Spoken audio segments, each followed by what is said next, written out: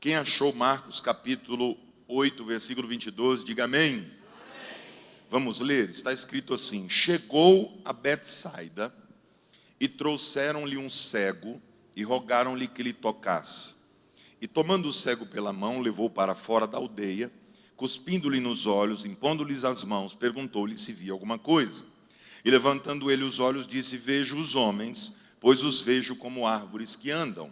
Depois tornou a pôr-lhes as mãos nos olhos, e ele, olhando firmemente, ficou restabelecido, e já via ao longe e distintamente a todos. Versículo 26, e mandou-o para sua casa, dizendo: não entres na aldeia. Quem pode dizer amém? Se você puder, tome assento, esteja à vontade. Só não esqueça que dar glória a Deus é de graça e não é proibido. Amém? Muito bem, queridos irmãos, o texto que nós lemos, indiscutivelmente, é um dos textos mais emblemáticos e pujantes das páginas áureas do Novo Testamento. Tendo em vista que, por inspiração divina, o nosso querido irmão João Marcos, que era parente de Barnabé, filho de uma mulher chamada Maria, onde os irmãos se reuniam em sua casa para orar. Por exemplo, quando Pedro estava preso, as pessoas da igreja, os membros do corpo de Cristo, foram orar pela saída e pelo livramento de Pedro daquela prisão na casa deles.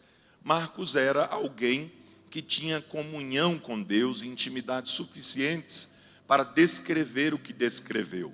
Apesar de Marcos não ter sido um dos 12 discípulos originais de Jesus, ele era um discípulo indireto dele. Era discípulo de Pedro. Assim como Lucas era discípulo de Paulo e não era um dos 12, também o nosso irmão Marcos era discípulo de Pedro. Alguns estudiosos e eruditos em Novo Testamento costumam dizer que o Evangelho de Marcos poderia muito bem ser chamado de Evangelho segundo Pedro, pois as informações as quais ele coloca nesse texto foram adquiridas das mensagens, pregações e ensinamentos do apóstolo Simão, também conhecido como Quefas, também conhecido como Barjonas, o nosso querido irmão Pedro.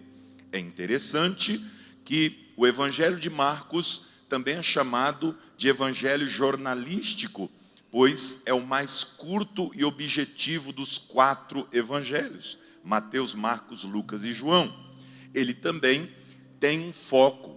Ele escreve diferentemente de Mateus, diferentemente de Lucas, diferentemente de João, para os romanos. E os romanos, vocês sabem muito bem, não eram muito afeitos aos discursos prolongados. Eles gostavam mais da prática, da ação, a praxis, como eles chamavam em latim, diferentemente dos gregos e dos judeus, que apreciavam muito os bons discursos e as falas bem elaboradas. O nosso querido irmão Marcos escreve nos 16 capítulos a atividade de Jesus. Sempre Jesus está em ação. Tanto é verdade que a palavra que mais aparece em Marcos é a palavra imediatamente, cerca de 40 vezes. Imediatamente, mostrando a velocidade, a atividade, a ação de Cristo, fazendo milagres, prodígios e maravilhas. Isso também se evidencia que neste texto, nos 16 capítulos, temos apenas 4 sermões de Jesus, mas muitos milagres. O foco, então, é na ação de Cristo e em suas obras como servo excelente. Agora, o versículo 22, que é o versículo que lemos, é um versículo interessantíssimo, pois a Bíblia diz, você leu comigo, que Jesus chegou numa cidade chamada Betsaida. Repita após mim: Betsaida. A palavra Betsaida vem do hebraico Beit Shaid, que significa casa de pesca, porque aquela região era uma região pesqueira. As pessoas trabalhavam muito com a pescaria.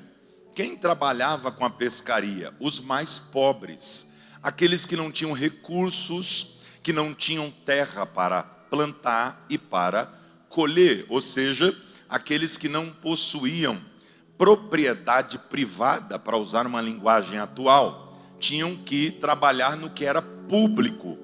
Pastor Rodrigo, o que era o público? O Mar da Galileia, que você sabe que não era o mar, mas por conta do volume de águas que ali se encontram, eles chamavam de mar. Ali, alguns historiadores costumam dizer que mais de 2.000 pessoas diariamente tiravam sustento daquele mar para as suas famílias, através dos peixes. O que também é curioso é que a maioria dos discípulos de Jesus era pobre. A maioria dos discípulos de Jesus era de pescadores. Eles trabalhavam com pesca.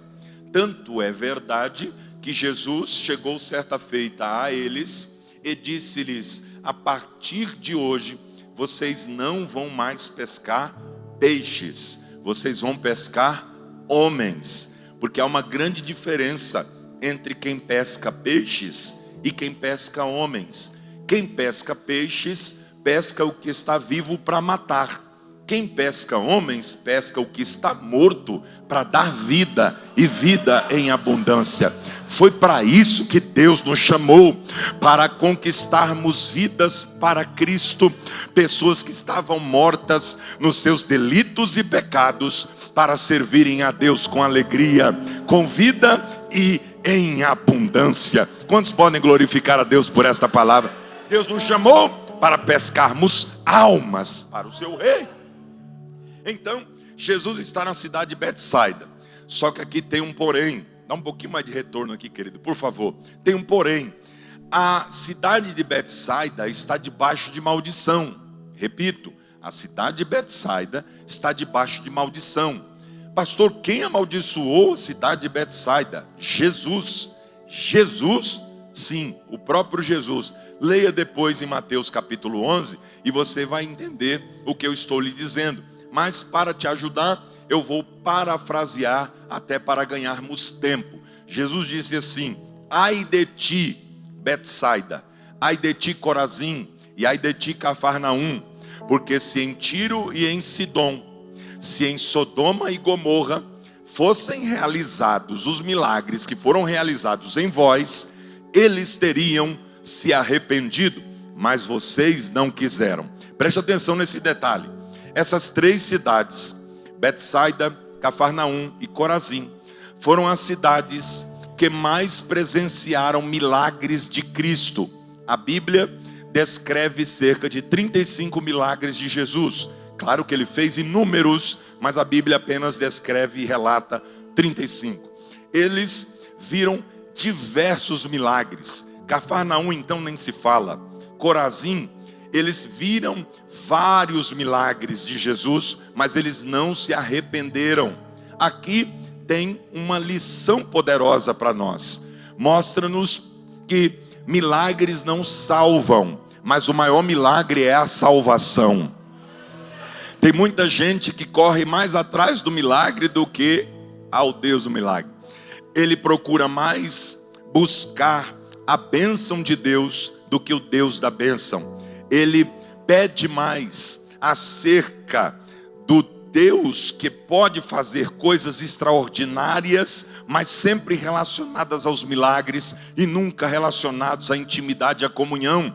Ele busca mais as mãos de Deus do que a sua face, e há uma grande diferença. Quem busca as mãos de Deus, busca o que Deus tem para dar. Quem busca a face de Deus, busca comunhão, relacionamento, intimidade e amizade. Você nunca vai ver na Bíblia Deus nos incentivando a buscar as suas mãos, mas o tempo todo para buscar a sua face. Quem veio buscar a face de Deus aqui? Em nome de Jesus, saia daqui sabendo que isso é um privilégio recompensador. Buscar a face de Deus é uma coisa extraordinária, e todos aqueles que buscam ao Senhor o encontram, o encontram, o encontram, o encontram, o encontram, o encontram. Deus está aqui, louvado seja o seu nome. Então a cidade está debaixo de maldição. Como assim? Jesus amaldiçoou porque eles viram diversos milagres e não se arrependeram. Eles viram cegos enxergando, mudos falando, paralíticos andando, leprosos serem limpos, até ressurreição. E eles não quiseram conversão. Tem muita gente assim. Então Jesus desferiu sobre eles uma sentença de juízo. Ele diz o seguinte: se Sodoma e Gomorra tivesse visto o que vocês viram, eles teriam se arrependido. Se Tiro e Sidom tivessem contemplado o que vocês contemplaram, eles teriam se arrependido. O que é que Jesus está querendo dizer? Quanto mais vemos milagres, quanto maiores são as oportunidades, e quanto maior o acesso à palavra de Deus, maior a responsabilidade. Eu vou dizer uma coisa que não agrada muito, mas eu tenho que dizer porque está na Bíblia. Nós aqui no Brasil não temos desculpas para darmos a Deus. Você não anda 500 metros sem encontrar pelo menos 3 igrejas. Em todo lugar tem gente pregando. É na praça, é na rua, é na igreja, é no templo, é na internet. Seja onde for, tem alguém proclamando o evangelho. Não se converte quem não quer. Não volta para Cristo quem não quer. Portanto, haverá maior rigor para aqueles que mais têm oportunidade do que para aqueles que não tiveram, ou tiveram só uma, que foi o caso de Sodoma e Gomorra, Tiro e Sidom. Eu tenho uma palavra para você essa noite. Você está proibido de desviar. Olha para a pessoa que está do seu lado e diga: você está proibido de se afastar de Jesus. Porque caso você faça isso, haverá maior rigor sobre você no dia do juízo final, sobre aquele que nunca ouviu o evangelho. Porque você tem todas as oportunidades e não faz por quê? Não há desculpas. Então agradeça a Deus, porque você foi escolhido, foi chamado. Estar aqui é um privilégio.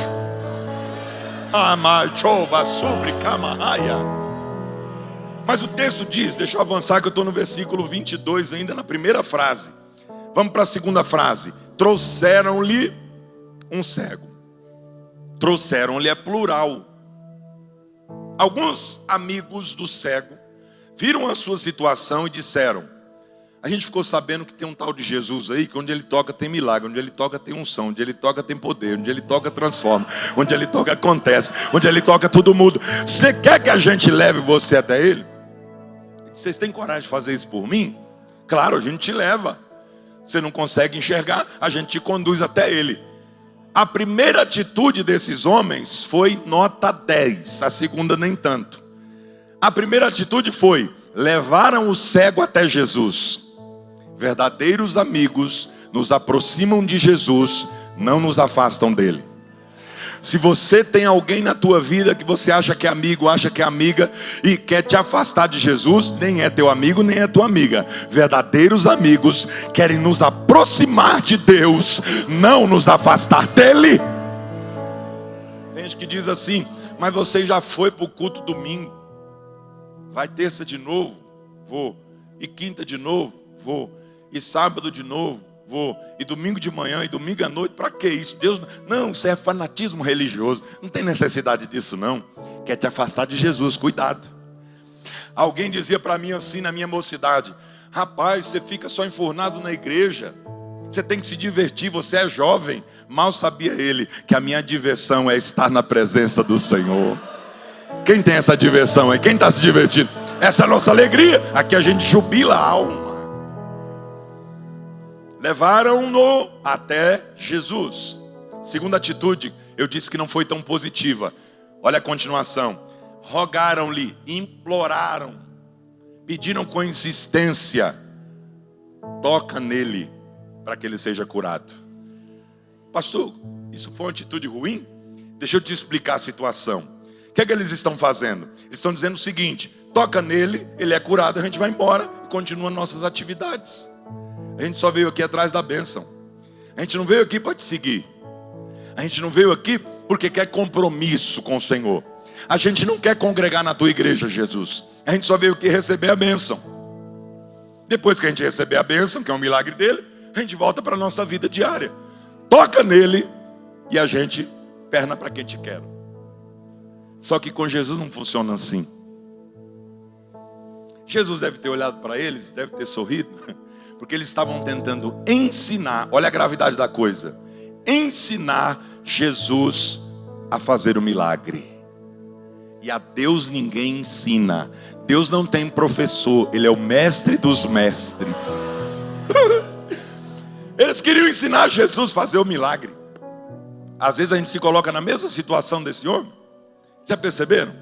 A gente quer ensinar Deus. A irmã ora pelo esposo e diz assim: Senhor, salva o meu marido, mas tem que ser assim, assim, assim, senão ele não vem. Senhor, salva o meu filho, mas tem que ser desse jeito, Senhor, porque senão ele não vai se converter.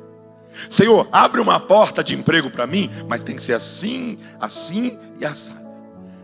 Senhor, eu quero estudar em tal lugar, então só pode ser lá. Eu só quero se for na tal faculdade. Aí a gente está tentando ensinar a Deus. A Deus ninguém ensina. Deixa na mão dele e ele faz da melhor maneira que você imaginar. Porque a vontade de Deus pode não ser compreendida, mas ela é sempre melhor que a nossa. Quem pode dar um glória a Deus bem forte, pentecostal? Ele sabe o que faz. Rogaram-lhe que lhe tocasse, toca nele. Aí Jesus faz algo extraordinário, pastor Aaron. Jesus olha e diz assim: com licença, vocês que trouxeram ele. Pegou na mão do cego, eu estou no texto, não saio do texto, eu vou ficar no texto. Pegou na mão do cego e disse assim: vem comigo. E começou a andar com ele. Começou a caminhar com o cego. Eles queriam o toque, Jesus queria andar. Alguém já entendeu? A gente quer o toque do milagre. A gente quer o instantâneo. A gente quer tudo fast, tudo rápido. A gente quer um toque e as coisas acontecendo. Porque a gente vive na era da tacocracia, que é o governo da velocidade. Tudo tem que ser fast, fast, fast, fast. Aí não chama atenção, principalmente fast food, né? Aleluia. Mas vamos tocar nesse assunto agora. Tem que ser fast, tem que ser rápido. Aí as pessoas querem. Aí chama atenção. Tudo que é rápido chama atenção. Esses dias eu fui numa igreja e o pastor falou: olha, nosso culto aqui não passa de 1 hora. Porque tem que ser rápido, as pessoas não têm mais tempo.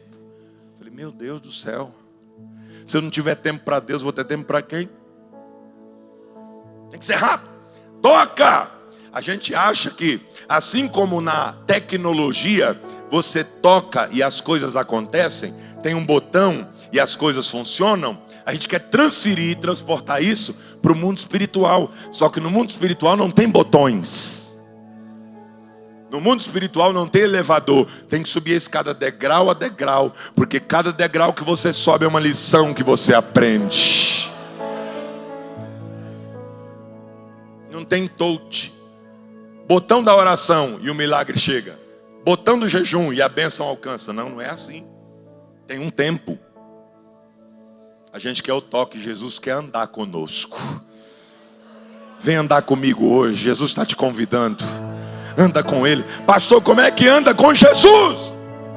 Andar não é para qualquer um. A gente só anda com quem a gente está de acordo. O profeta Amós já evidenciou isso. Andarão dois juntos se não estiverem de acordo? Claro que não.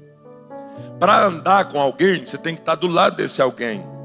Se você está a 10 metros de mim, ninguém vai dizer que você está andando comigo. Cada um está andando sozinho. Agora, quando você anda com alguém, é lado a lado. Dá um passo, você dá. Para, você para. Vai, você vai. Quem anda com Deus sabe o tempo de Deus. Sabe por que tem muita gente que não entende o trabalhar de Deus? Porque não anda no seu tempo. A gente não quer andar, a gente quer correr. Gênesis 6:9 está escrito assim: e Noé correu com Deus. É assim que está escrito? Sim ou não? Como é que está escrito? Andou. Porque com Deus não se corre, com Deus se anda. Enoque, Gênesis 5:24 em diante, andou com Deus, não correu. A gente quer correr, Deus não quer correr, Deus quer andar. Pastor, como é que anda com Deus? Não tem segredo. Oração, jejum, Bíblia e adoração. Vou repetir. Oração, jejum, Bíblia e adoração. É assim que anda com Deus. Vamos ficar só em um? Oração. Pastor Aaron acabou de falar aqui. Nós cremos no poder da oração. É triste que em alguns lugares as pessoas já deixaram de crer. Eu ouvi esses dias um grande teólogo dizendo uma palavra que me impactou. Ele disse assim: se nós crentes acreditássemos de verdade no poder da oração, o culto mais cheio da igreja seria o culto de oração. A oração é relacionamento. Tem gente que acha que a oração é só para pedir. Por isso que ele não ora. Porque quando ele não precisa de nada, ele não tem motivo para orar. Agora a oração não é petição apenas. Também pedimos na oração, mas a oração é relacionamento, é diálogo com Deus. Eu tive o privilégio de estudar com o Dr. Russell Shedd, e ele tinha frases extraordinárias, e uma delas era a seguinte: ele dizia assim: a diferença entre os crentes de hoje para os crentes do passado é que os crentes do passado oravam por horas que pareciam minutos, e os crentes de hoje oram por minutos que parecem horas. A oração tem um poder tão grandioso de transformar vidas, que o filósofo dinamarquês Søren Kierkegaard, pai do existencialismo cristão, ele dizia: a oração não muda Deus, a oração muda quem ora. Você pode orar o quanto você quiser, Deus vai continuar sendo o mesmo, Ele é imutável. Porque às vezes a gente tem essa ideia, né? Do senso comum: eu vou orar e Deus vai mudar de opinião. Como que se Deus tivesse plano B. Só tem plano B quem erra. Deus só tem um plano, e o plano dele é o único que dá certo. Você pode entrar no seu quarto e ficar 12 horas, 15 horas, 20 horas, 24 horas de joelho orando, não levantando nem para tomar água. Quando você levantar das 24 horas de oração, Deus continua sendo o mesmo. Agora você nunca mais vai ser o mesmo. Sabe por quê? Quanto mais a gente anda com uma pessoa, mais parecido com essa pessoa a gente fica. Sim ou não? Quem é casado aí? Levanta a mão. Quem é casado? Levanta a mão, irmão, forte. Teve uns que levantaram triste ali, pastor, misericórdia. E a esposa do lado falou assim: eu dava um golpe nele, em nome de Jesus, né? Unge o cotovelo e dá. Você já percebeu que o Senhor está mais parecido com a sua esposa?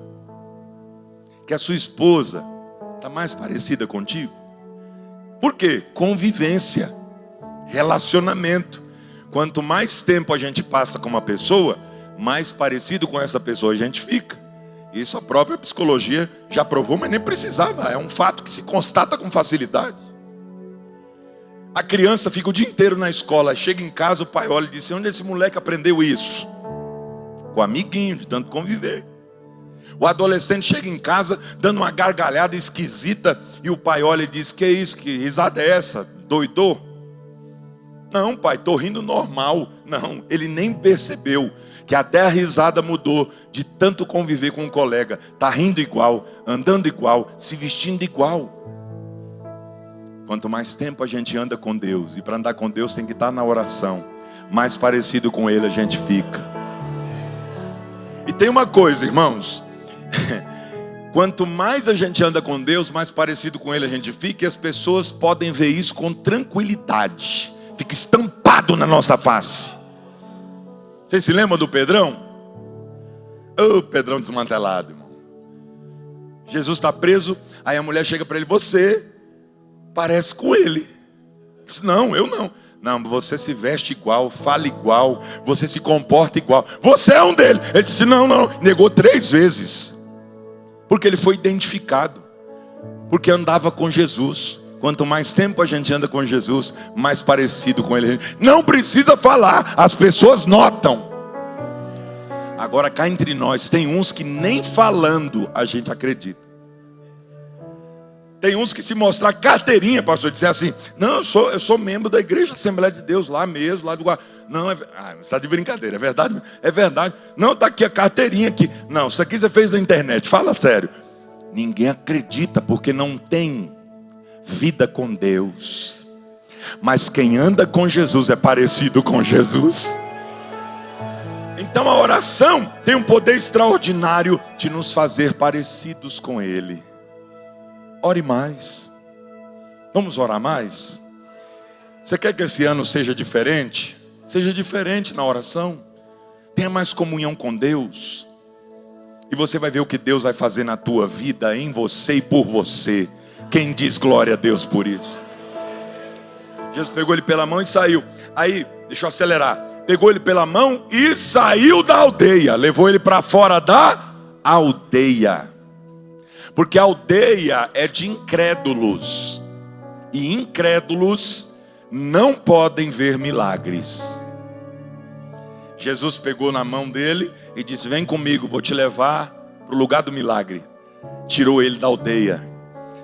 Vai ter momentos que Deus vai te tirar do lugar que você está para fazer o que Ele quer na tua vida, porque aonde você está não vai dar certo.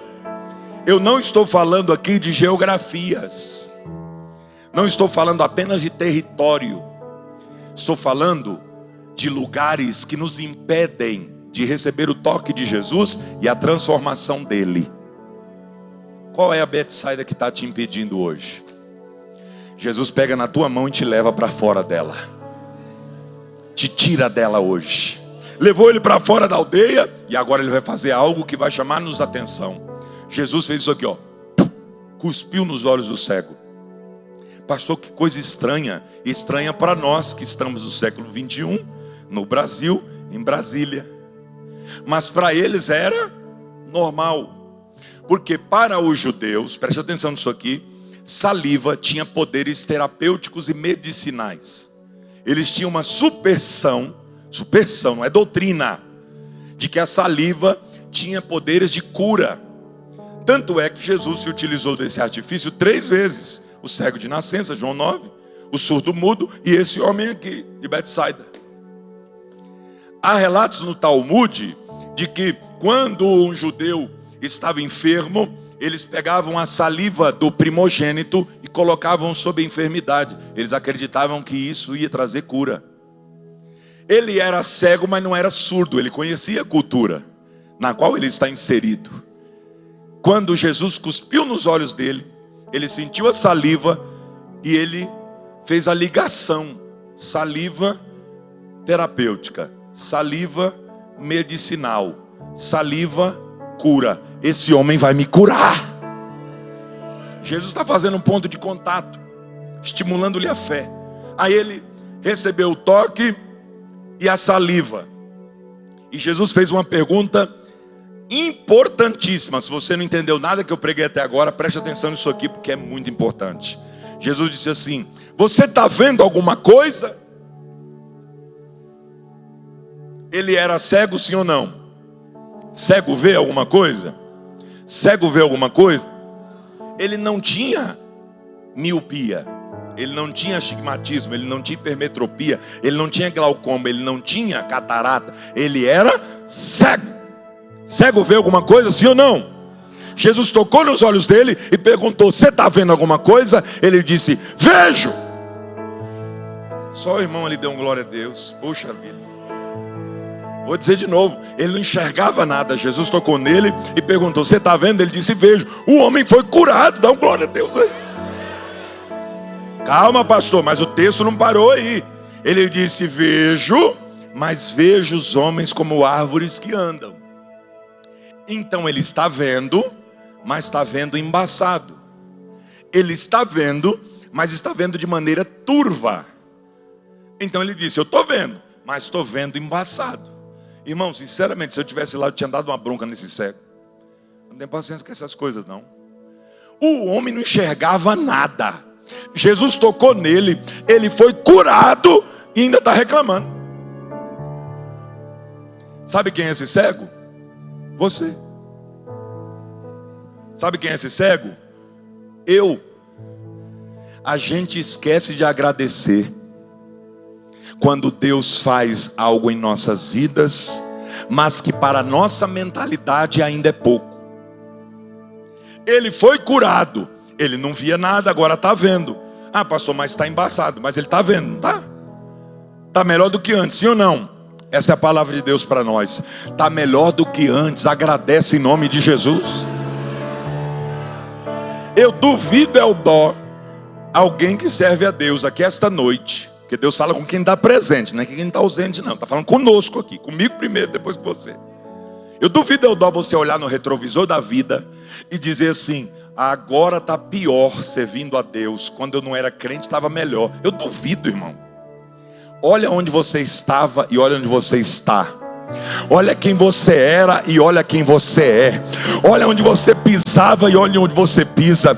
Olha como você falava e olha como você fala. Olha como você se vestia e olha como você se veste. Olha quem era você e olha quem você é. Olha o que Deus fez na sua vida, irmão.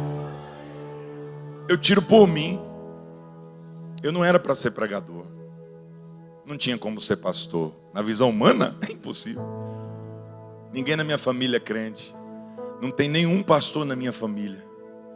Minha mãe era nova convertida quando Jesus me salvou. Meu pai até hoje não serve a Deus.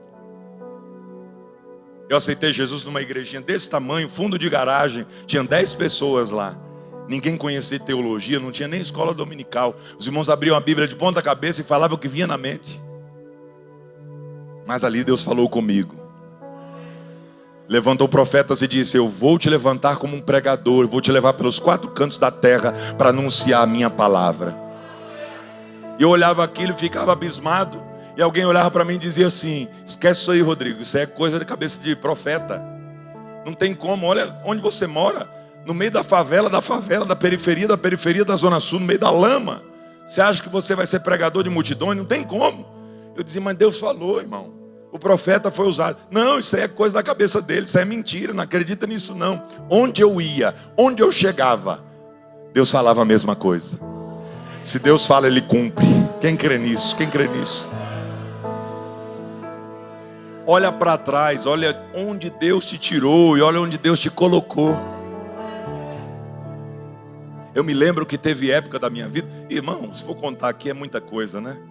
Mas moramos de favor muitos anos, desde criancinha, ficava com vontade de comer as coisas na casa dos outros, e não tinha como, porque eles comiam e deixavam a gente sem, e a gente ficava olhando, não sabia. Irmão, fui conhecer hambúrguer depois de adulto, eu não sabia o que era pizza, nunca teve esse negócio, vamos pedir uma pizza em casa? Nunca existiu isso, não tinha condição, eu salivava com vontade, mas não tinha.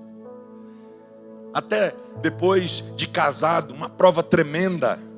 E um dia eu estava com uma vontade grande de comer pizza. Eu disse: Jesus, teu servo está com vontade de comer uma pizza hoje. Aquela com bastante queijo e tomate, Jesus. Porque quem inventou a pizza estava cheio do Espírito Santo, né, irmão? Fala a verdade. Se a salvação fosse pelas obras, já estava salvo. Irmão, não demorou muito, porque Deus cuida da gente. O telefone tocou. Alô, Rodrigão, tudo bem? Pai do Senhor, Pai do Senhor. Rapaz, você está fazendo o quê? Eu falei: não estou fazendo nada, estou tranquilo. Você não quer vir aqui em casa não para a gente conversar e comer pizza? Aí, só que você não pode também, né? Aí eu falei: rapaz, eu vou ver aqui com a minha esposa. Se der eu vou sim. Irmão, quando ele desligou, estava na porta da casa dele. Rapaz, ele já chegou. Eu falei: pois é, eu estava aqui perto, nem tinha reparado. Comia demais. Deus cuida de nós. Tinha dinheiro para comprar uma pizza. Se comprasse a pizza, desinteirava no final do mês para pagar as contas. Só tinha um terno, era conhecido como o menino do terno bege. Era o terno do congresso, era o terno do casamento, era o terno do noivado, era o terno para pregar, era o terno para o culto, era o terno, não que tinha. O pessoal olhava a 2 quilômetros, lá o Rodrigo está vindo. Rapaz, você enxerga bem? Não, é por causa do terno bege. Conhece? Um dia eu estava com o sapato todo lascado. Aí ajoelhei para orar. E um colega meu olhou e disse assim: ô Rodrigão, você só está com esse sapato aí, né? Eu disse: é. Ele disse: que número você calça? Eu disse: do 40 ao 50. Você não entendi nada. Como assim? Do 40 ao 50. Irmão, do 40 ao 50. Eu sei lá o número que você tem aí para me dar. Eu já estou dizendo para, né, a benção é minha, irmão. Pode passar para cá. E se ficar pequeno, encolhe o dedo. E se ficar grande, tem papel para quê na terra dos viventes? Enche de papel, pronto. Tem gente que não sabe o que é isso aqui. Agradeça a Deus pelo que Ele fez. Esses dias eu fiz a mudança, a gente mudou de bairro, e aí eu estava lá mexendo nas coisas, aí encontrei o álbum de casamento. Aí comecei a olhar para os adolescentes que estão aqui. Álbum é uma espécie de livro que a gente colava fotos. A gente colava fotos assim. Aí eu estava olhando assim e falei, meu Deus do céu, misericórdia. Só a capa da gaita, irmão. Só o refil da caneta Bic. Só tinha orelha e nariz. Eu olhei assim e falei, meu Deus. Amor, vem aqui, corre. Ela veio, o que foi? Me dá um beijo aqui, meu amor. Ela disse, tá ficando doido, o que aconteceu? Se você me ama demais para casar com esse cara aqui. Feio desse jeito, que não tinha onde cair vivo, porque morto cai em qualquer lugar. É muito amor. Deus faz a obra. Olha o que Deus fez na sua vida. É porque a gente é tão ingrato que a gente só fica pensando naquilo que a gente não tem e esquece de agradecer pelo que já recebeu. Só que isso não é atitude de salvo. Todo salvo é agradecido. Se é ingrato é porque não é salvo. Salvo agradece, salvo agradece, salvo agradece. Agradece! Você está vendo alguma coisa? Ele disse, estou vendo, mas está embaçado. Meu amigo, não está do jeito que você quer, mas está melhor do que estava. Está melhor do que estava. Puxa na memória aí. Está melhor do que antes, tá ou não está? Então glorifique a Deus por isso. Só que Jesus começa e termina, não faz nada pela metade. Aí ele deu o segundo toque. Dr. Craig Keener, que é um dos maiores teólogos carismáticos do mundo da atualidade, ele diz que esse ato de Jesus tocá-lo 2 vezes é uma parábola encenada. Vou falar devagar para você não entender o que eu não disse. Não é o texto que é uma parábola, é o ato de Jesus tocá-lo 2 vezes. Porque alguém pensa, por que Jesus tocou 2 vezes? Não podia curá-lo da primeira? Ele não é todo poderoso? Claro, mas tudo que ele faz tem um propósito. E Jesus tem um propósito sempre pedagógico, ou seja, de ensinar. Ensinar quem, pastor? Ele estava querendo ensinar o cego? Não, estava querendo ensinar os discípulos e a gente. Porque os discípulos, volte às páginas anteriores, você vai perceber que eles estão vindo de grandes milagres. Um deles foi a multiplicação de pães. Os discípulos estavam enxergando como o cego da primeira vez, embaçado. Eles viam Jesus, mas não viam Jesus como deveriam. Eles enxergavam Jesus como um curador. Eles enxergavam Jesus como um exorcista, um expulsador de demônios. Eles enxergavam Jesus como multiplicador de comida, mas não enxergavam Jesus como Deus, nem como Filho de Deus. Eles viam, mas viam embaçado espiritualmente. Sabia que tem crente que está 5, 10, 15, 20 anos servindo a Deus e está enxergando embaçado como o cego da primeira vez? Hoje Deus vai abrir os teus olhos espirituais completamente para você ver o que Ele quer que você veja. Deixa Deus tocar em você. Tocou pela segunda vez, sabe por quê? Porque Jesus é o Deus da segunda chance. Eu digo isso com muita unção de Deus sobre minha vida agora. Você que falhou da primeira vez, Jesus está te dando a segunda chance agora.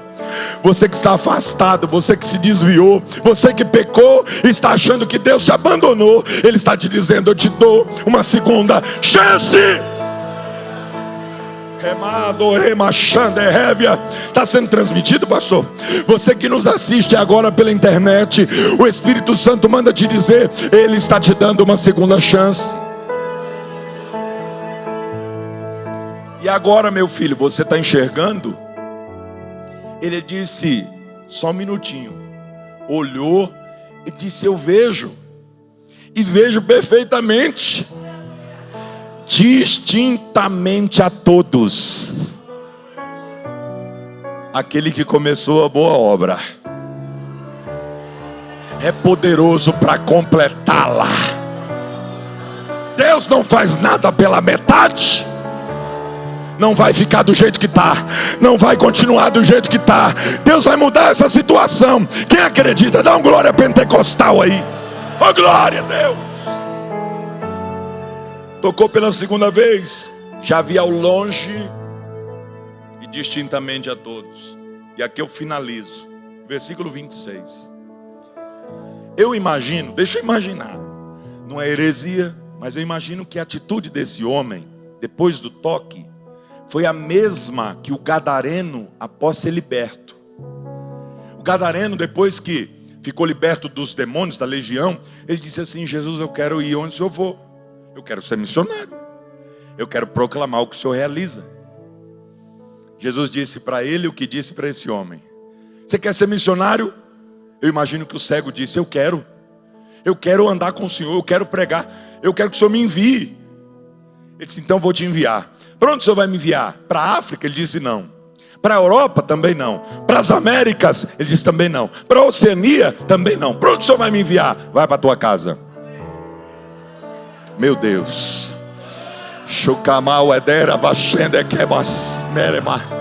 Vai para a tua casa. Porque não existe melhor lugar para saberem o que Deus fez na nossa vida do que na nossa casa. Porque lá eles conheceram quem éramos antes do toque e quem somos depois dele. Eu não acredito em alguém que se diz tocado por Jesus e continua vivendo do mesmo jeito. Como é que diz que é crente, que é salvo, que Jesus transformou a vida e continua pecando e fazendo as mesmas coisas do passado? As pessoas têm que olhar na tua casa e reconhecerem Cristo na tua vida. Senão não adianta você orar 10, 20, 30 anos para Deus salvar, se o teu testemunho lá dentro é o pior que existe. Oração e ação, ação e oração, oração e ação, ação e oração. Senão não funciona. Eles têm que olhar e dizer assim: nossa, antes de ser crente, mentia, contava piadinha indecente, andava seminu, era adúltero, fornicário, trapaceava, era corrupto, agora não faz mais nada disso. Que Jesus é esse, hein? Que transforma mesmo. Isso atrai as pessoas a Cristo. Segunda ordem de Jesus para ele. A primeira: vai para a tua casa. As pessoas lá na tua casa têm que reconhecer Cristo na tua vida. Eu prefiro 1000 vezes ser vaiado aqui e aplaudido lá do que aplaudido aqui e vaiado em casa. Tem gente que está fazendo o contrário. Quer saber quem é quem? Pergunta para o familiar.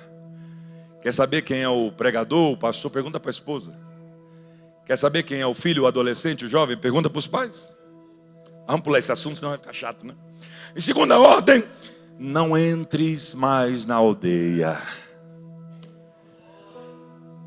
Você não é da aldeia. Jesus te tirou dela para nunca mais você entrar.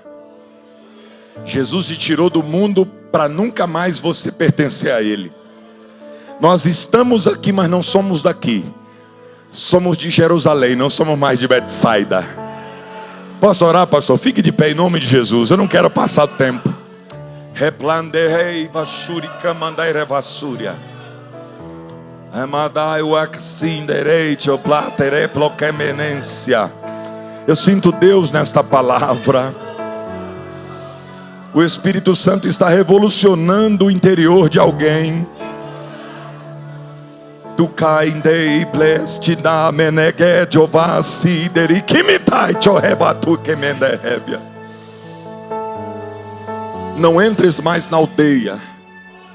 A aldeia não é para você. Você é de Jerusalém, você é de Jesus. O cego entregou as mãos a Jesus e se deixou conduzir por ele. Faça o mesmo hoje.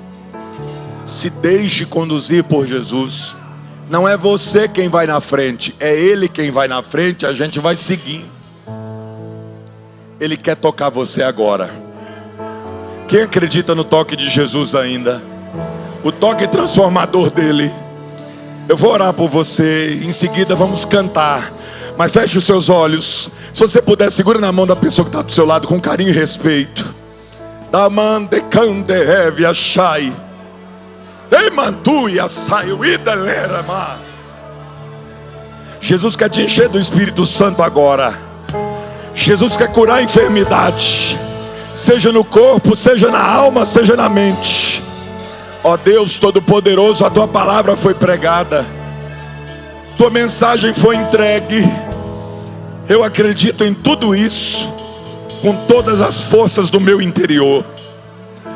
Eu ministro sobre a tua igreja, Senhor, segundo a tua palavra, cura, toque de transformação, transforma, enche do teu espírito agora, fortalece a fé, meu Deus, que saiamos daqui revestidos de unção. Amanacante, Rebia, Chaiu e Decamba, Labaraha.